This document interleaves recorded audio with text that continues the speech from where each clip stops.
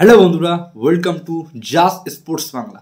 আশা করি তোমরা সবাই ভালো আছো, আমিও ভালো আছি। আজ মেনলি এই ভিডিও আলোচনা করব ডিফেন্ডিং চ্যাম্পিয়ন কলকাতা নাইট রাইডার্সের 3 থেকে 4টে বড় প্লেয়ার, তারা বিভিন্ন যেসব লিগগুলো চলছে এখন সেই সব লিগগুলোই দুর্দান্ত ফর্মে আছে, আগুন ঝরাচ্ছে। তো সেই সব প্লেয়ারগুলো কোন প্লেয়ার সেগুলো নিয়ে A to Z আপডেট দেবো। বিশেষ করে রিঙ্কু সিং, আমরা সবাই জানতাম যে রিঙ্কু সিং কিন্তু ফিনিশার ব্যাটসম্যান, লাস্টে এসে 10 বলে 30-20 রান করে কিন্তু প্রচুর ম্যাচ কিন্তু ফিনিশ করেছে। কিন্তু রিঙ্কু সিং এখন শুধুমাত্র ফিনিশ নয়, রিঙ্কু সিং কিন্তু এখন অলরাউন্ডার পারফর্মস করছে, বলেও কিন্তু কাঁপাচ্ছে, তার সঙ্গে কিন্তু ক্যাপ্টেন্সিও করছে। তো সেটা নিয়েও কিন্তু আপডেট দেবো। তার সঙ্গে কলকাতা নাইট রাইডার্স যারা ডায়েট ফ্যান আছে তাদের একটা গুড নিউজ বেরিয়ে আসে যে আন্ড্রে রাসেল কিন্তু প্র্যাকটিস শুরু করে দিয়েছে। আর আন্ড্রে রাসেল কিন্তু 10 তারিখ থেকে এডিকেআর, কলকাতার আর একটা টিম এডিকেআর IL T20-তে কিন্তু আন্ড্রে রাসেল কিন্তু খেলবে 10 জানুয়ারি থেকে। তো আন্ড্রে রাসেলের জন্য কিন্তু গুড নিউজ, কারণ আন্ড্রে রাসেল কিন্তু ইঞ্জুরি ছিল। তো সেটা নিয়েও কিন্তু A to Z আপডেট কিন্তু এই ভিডিওয় দিয়ে দেবো। তো ভিডিওটা কিন্তু প্রচুর ইন্টারেস্টিং হতে চলেছে। যারা এখনও এই জাস্ট স্পোর্টস বাংলা চ্যানেলটা সাবস্ক্রাইব করুন, প্লিজ চ্যানেলটা সাবস্ক্রাইব করবে। আর ভিডিওটা যদি ভালো লাগে অবশ্যই ভিডিওটা লাইক করবে আর ভিডিওটা বেশি বেশি করে শেয়ার করবে। তো আর দেরি করব না, ফার্স্টে আলোচনা করব কলকাতা নাইট রাইডার্সের যে প্লেয়ারকে নাম্বার 1 রিটেন করেছিল আর যে প্লেয়ার এখন কলকাতার ফিউচার ধরা হচ্ছে বা কলকাতার ক্যাপ্টেন্সি হচ্ছে, সে প্লেয়ারটা আর কেউ না, সেটা হচ্ছে রিঙ্কু সিং, অর্থাৎ রকেট রিঙ্কু।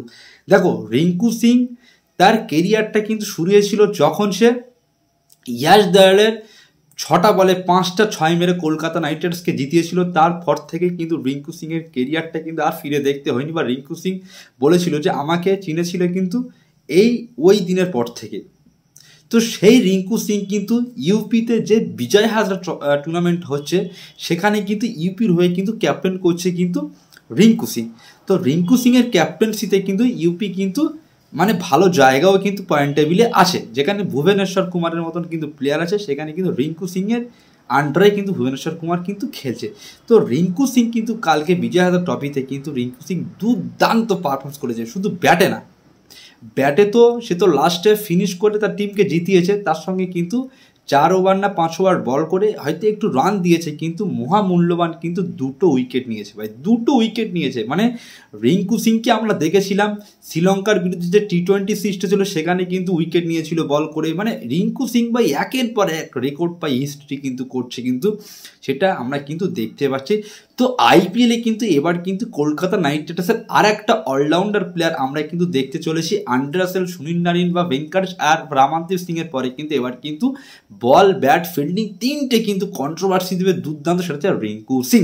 তো রিঙ্কু সিং কিন্তু কলকাতার কিন্তু বলও কিন্তু করবে। তো কলকাতা নাইট রাইডার্সের ম্যানেজমেন্ট বা ওনারদের বা যারা ফ্যান আছে তার জন্য কিন্তু খুব একটা গুড নিউজ যে রিঙ্কু সিং কিন্তু বলও করছে, উইকেটও নিচ্ছে।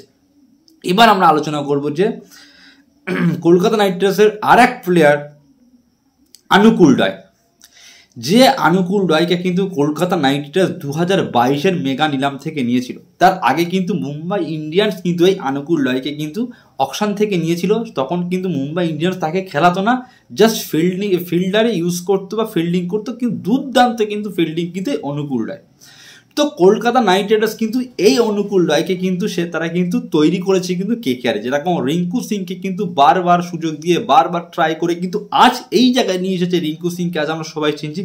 সেম কিন্তু অনুকূল রায়কে কিন্তু কলকাতা নাইট রাইডার্স কিন্তু একদিন অলরাউন্ডার প্লেয়ার, যখন সুনীল নারিন অবসর নেবে তখন কিন্তু এই অনুকূল রায় কিন্তু কলকাতার কিন্তু অলরাউন্ডার পারফর্ম, যেরকম রবীন্দ্র জাদেজা চেন্নাইয়ের হয়ে করছে সেরকম কিন্তু অলরাউন্ডার পারফর্মস কিন্তু করবে। কিন্তু অনুকূল রায়কে কিন্তু কলকাতা সেকেন্ড প্রজেক্ট হিসেবে কিন্তু কাজ করছে। ফার্স্ট প্রজেক্ট কিন্তু রিঙ্কু সিংকে করেছে, সেকেন্ড প্রজেক্ট কিন্তু অনুকূল রায়কে কিন্তু করছে। অলরেডি কিন্তু বিজয় হাজরায় কিন্তু সে কিন্তু দুর্দান্ত কিন্তু পারফর্মস করছে, শুধু মানে বলে না, আমরা সবাই জানি যে অনুকূল রায় কিন্তু দুর্দান্ত বল করেছে। কালও কিন্তু সে কিন্তু 6-7 ওভার বল করে 30 না 35 রান দিয়ে 4টে উইকেট নিয়েছে, আবার রানও কিন্তু করেছে। সৈয়দ মোস্তাক আলী ট্রফিতে কিন্তু একটা সেঞ্চুরির ধারে ইনিংস খেলেছিল, উইকেটও নিয়েছে, দুর্দান্ত কিন্তু পারফরমেন্স হচ্ছে। IPL-এর আগে কিন্তু সে কিন্তু দুর্দান্ত ফর্মে আছে, আগুন জ্বালানি ফর্মে আছে। তো IPL-এ কিন্তু কলকাতা নাইট রাইডার্সের কিন্তু ইম্প্যাক্ট প্লেয়ার হিসেবে কিন্তু অনুকূল রায় কিন্তু খেলতে পারে বা প্লেইং 11-এও কিন্তু খেলতে পারে, কারণ যেখানে একটু স্পিনার ট্রাক পিচ থাকবে না, কন্ডিশন থাকবে না, সেখানে কিন্তু এই অনুকূল রায় কিন্তু ইম্প্যাক্ট প্লেয়ার হিসেবে কিন্তু কলকাতা কিন্তু ইউজ করবে।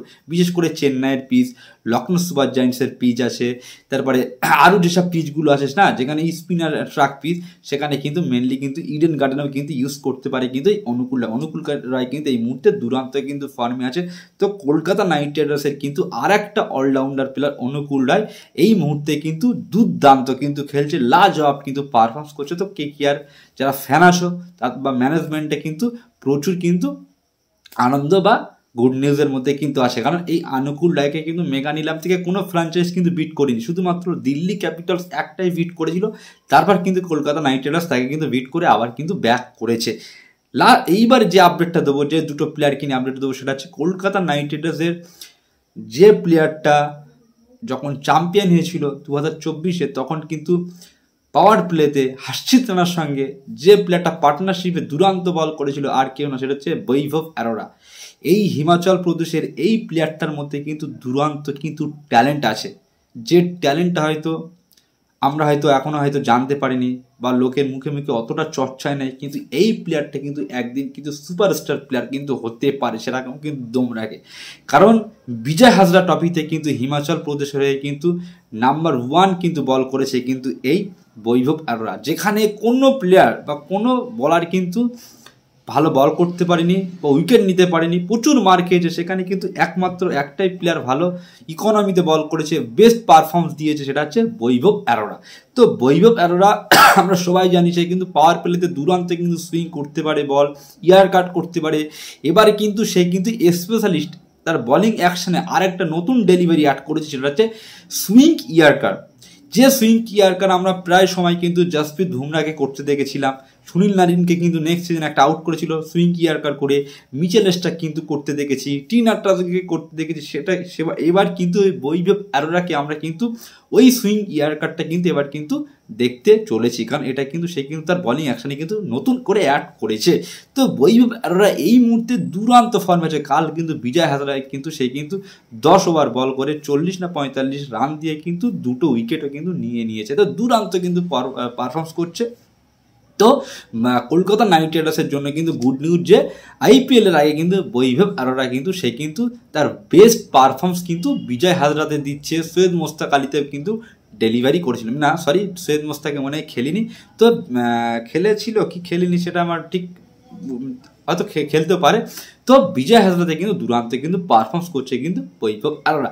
লাস্ট যে প্লেয়ারটাকে নিয়ে কলকাতা নাইট রাইডার্সের সব থেকে মেইন প্লেয়ার, কলকাতার সব থেকে বিশ্বস্ত প্লেয়ার ড্রে রাস অর্থাৎ আন্ডে রাসেল, কলকাতার কিন্তু ব্লাড বলতে পারি আমরা, ঠিক আছে। সেই আন্ডে রাসেল কিন্তু ইঞ্জুরির জন্য কিন্তু সে কিন্তু ক্রিকেটের বাইরে ছিল।